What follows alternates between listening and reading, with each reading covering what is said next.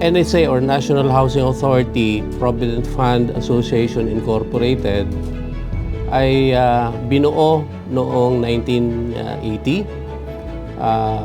Initiative po ito ng NHA Management upang makatulong po sa mga kawani ng NHA sa panahon na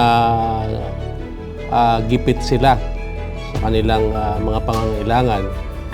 At marami pong programa ang PFI, katulad ng mga lending windows, mga loans, salary-based, contribution-based, at emergency loans, calamity loans, at iba't ibang mga tulong upang madugtungan yung pangangailangan ng mga empleyado ng National Housing Authority.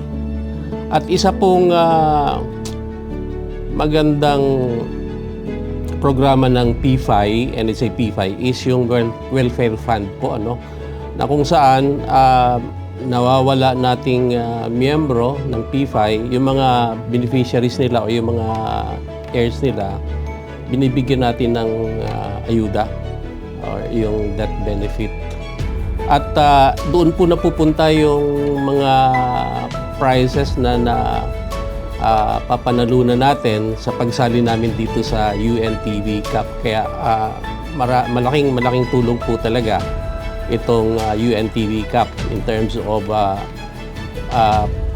yung pag-build up ng pondo ng welfare fund ng Provident Fund Incorporated. Ang pondo po ng PFI nanggagaling sa mga miyembro din nila. Yung bawat empleyado ng NHA na regular, automatic po or mandatory sa kanila na maging miyembro ng PFI. Tapos meron pong 3% of their basic salary na kinakailangang ilagak sa pondo ng PFI. Daily operational basis, andyan po yung aming salary-based loan, contribution-based loan, and other lending facilities that we provide to our members.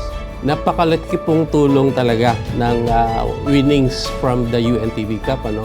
Gaya nga po ng sinabi ko, yung napapanalunan po ng team, napupunta po yun doon sa welfare fund na kung saan nagbe-benefit yung mga miyembro ng PFI.